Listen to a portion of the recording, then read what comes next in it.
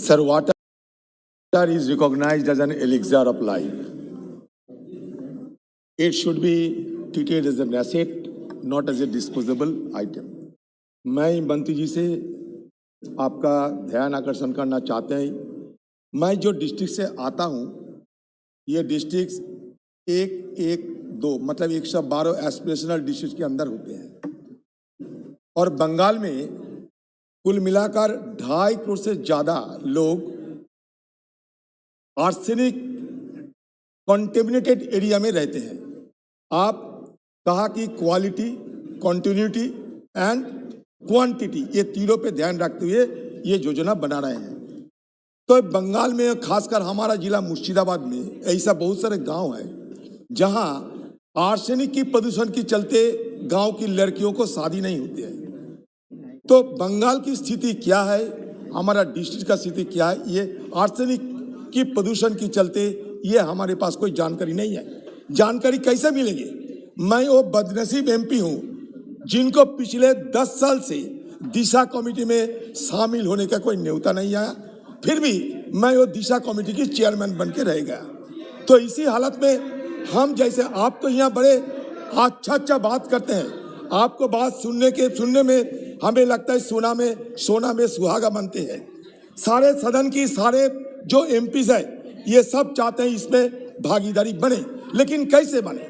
आप एक तरह कहते हैं कि सारे एमपी आप भागीदारी, ये जन भागीदारी आंदोलन करो, दूसरी तरफ कहते हैं कि ये सूबे की सब्जेक्ट है, मैं क्या कर सकता? तो आप अगर ये बेचैनी दिखाते हैं तो हम कहाँ जाए? कि आप कह दे कि दिशा कमेटी या हमारी रिकमेंडेशन ले या ना ले, बंगाल की स्थिति क्या है, आर्सेनिक प्रदूषण की स्थिति क्या है?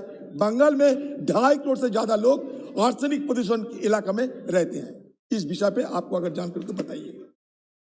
माननीय अध्यक्ष महोदय, बंगाल को लेकर के माननीय सदस्य ने जो चिंता जाहिर की है वो निश्चित रूप से मैं उस चिंता से सहमति व्यक्त करता हूं। गंगा नदी के किनारे पर उत्तर प्रदेश में, बिहार में और वेस्ट बंगाल में सभी जगह बहुत सारा क्षेत्र ऐसा है जहां आर्सेनिक की समस्या पानी में है और उसके कारण से लोग लगातार कई पीढ़ियों तक दिव्यांगता का दंश झेलने को मजबूर हुई। माननीय अध्यक्ष महोदय, मैं 2 विषय क्योंकि माननीय सदस्य ने पूछे हैं, मैं दोनों विषयों के बारे में बात करना चाहता हूं। जल जीवन मिशन में हमने क्वालिटी, क्वांटिटी और कंटिन्यूटी जैसा मैंने उल्लेख किया कि चर्चा को प्राथमिकता दी है और राज्य सरकारों को हमने उसके अनुरूप जो है फंड भी दिया था। यदि मैं पश्चिम बंगाल की परिप्रेक्ष्य में बात करूं तो 2019-20 में जब ये योजना लागू की गई थी तब राज्य सरकार के पास में 760 करोड़ रुपए का national drinking water mission, NRDW, national rural drinking water mission का पैसा ओपनिंग बैलेंस के रूप में था। पहली किस्त जो है फंड एलोकेशन 995 करोड़ रुपए, लगभग 1000 करोड़ रुपया फंड एलोकेशन हमने जल जीवन मिशन घोषणा के बाद में पश्चिम बंगाल सरकार को किया था। इस तरह से राज्य सरकार के पास में कुल मिलाकर के 1755 करोड़ 1755 करोड़ रुपए का बजटरी प्रोविजन था।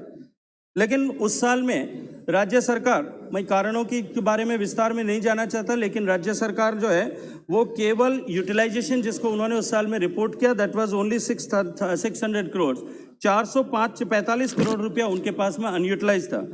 उसके अगले साल 2020-21 के साल में भी पश्चिम बंगाल के पास में जो ओपनिंग बैलेंस हमारा पैसा बचा हुआ था, उस पैसे के साथ साथ में जो हमने एलोकेशन किया 1614 करोड़, उसमें से केवल यूटिलाइजेशन अभी 1 फरवरी तक जो यूटिलाइजेशन है वो केवल 1040 करोड़ है। 583 करोड़ आज भी स्टेट जो है वो यूटिलाइज नहीं कर पाई। आपने दूसरा प्रश्न जो है क्वालिटी अफेक्टेड एरिया के लिए किया।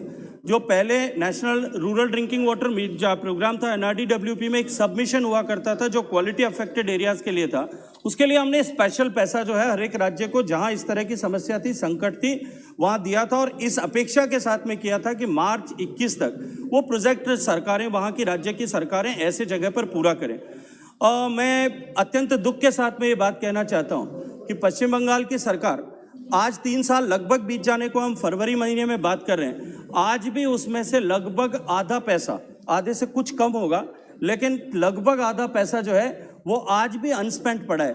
और 2800 से ज़्यादा ऐसी हैबिटेशंस जिनकी चिंता, जिनके लोगों का दर्द माननीय सदस्य ने साझा किया है, उनमें से आज भी 40% से ज़्यादा हैं वो स्वच्छ पानी की बाट जोड़ हैं। हम लगातार राज्य सरकार से इस बात के लिए आग्रह कर रहे हैं, लेकिन दुर्भाग्य से राज्य सरकारें राज्य सरकार व पश्चिम बंगाल की राज्य सरकार जो है वो किसी भी तरह से कम से कम इस विषय में उन्होंने अब आज तक सहयोग के लिए कदम नहीं बढ़ाया। हमारे पैसा देने के बावजूद भी मैं मंत्री होने के नाते अगर मीटिंग करता हूं तो उसमें पश्चिम बंगाल सरकार का प्रतिनिधि या सरकार का अधिकारी और मंत्री नहीं आता। मेरे सचिव मंत्री जो हम मीटिंग करते हैं तो उसमें जरूर आते हैं। तो इस तरह की परिस्थिति जो है, इस परिस्थिति को बदलने की आवश्यकता है। और मैं ये समझता हूं कि माननीय सदस्य इतने वरिष्ठ सदस्य भी हैं, राजनीतिक क्षेत्र में इतने वर्षों से काम कर रहे हैं, वो अब इस बात को अनुभव करते होंगे कि ये किस तरह से बदल सकता है। इसके जवाब जो है मुझे लगता है मुझसे ज़्यादा अधीर को पता होगा। Question number 145, Professor Achyutanand Samanji. Sir, question number 145. Laid on the table, sir. माननीय सदस्य